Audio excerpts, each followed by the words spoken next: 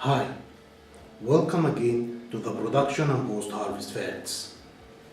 I will discuss in this video the basics of integrated pest management in horticultural crops. From a philosophical point of view, the concept of pest is entirely anthropocentric. This means this concept considers human beings as the most significant entity in the entire universe. Actually, in the absence of human beings, there are no pests in nature, but this is not happening. An organism becomes a pest only if it causes injury to crop plants in the field or in their products during storage, handling, or marketing. So, pest is any unwanted plants, animals, or microorganisms. Pests belong to main three groups. Group number one is the invertebrate and vertebrate animals. Group number two is the disease-causing microbial pathogens. And the group number three are weeds or undesirable plants growing in desirable sites. As you know, plants are the main food source for humans. However, plants compete with approximately 1 million pest species, including insects, diseases, nematodes, and weeds.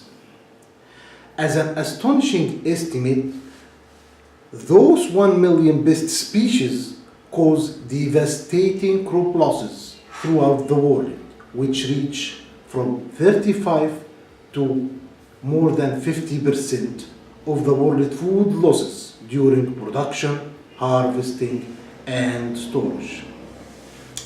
I will present now to you a concise historical overview about how integrated pest management, or what we call IPM, was evolved.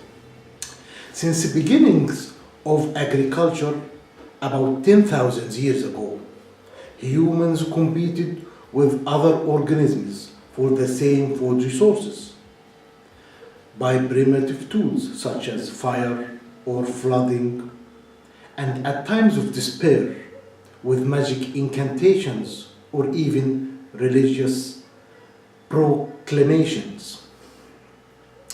Around 2500 BC, Sumerians used sulfur to control insects.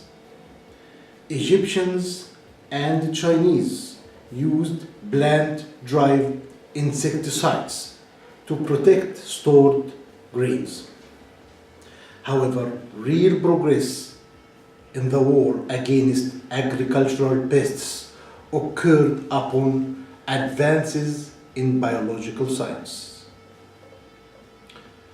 In 1940s, dichloro-diphenyl trichloroethane, or what we call DDT, was discovered and opened a new era of organochlorine synthetic insecticides. Actually, initial results were spectacular, as insecticides only increased yield starting from 25% up to 180%, and this according to the different crop types. And scientists thought that all insect pests will be totally eradicated. But insects quickly evolved mechanisms to resist the new chemicals, requiring more frequent applications, higher dosage, or even replacement with new, more powerful insecticides. This cycle has become known as insecticide treadmill. By the end of 1950s, scientists understood risks associated with powerful insecticides, and this includes the resistance and the killing of both the beneficial organisms along with the target pests. The latter problem caused the resurgence of pests at even higher levels, in addition to causing upsurges of secondary pests and pest replacements. As a result of resistance, resurgence, and upsurges of secondary pests, the concept of integration emerged to reconcile pesticides with the preservation of natural enemies. The term integration of the IPM includes all available pest control methods and to span all pest categories of importance in the cropping system. Integration in the IPM has 3 levels. Level number 1 is the integration among multiple control strategies against a single pest or pest complexes. Level number 2 is the integration of all pest categories and all methods of control. Level number 3 is to apply the integration to the entire agricultural system. And here, the principles of the IPM and the sustainable agriculture converge together. So how pest infection and damage occur? The answer to this question is as following.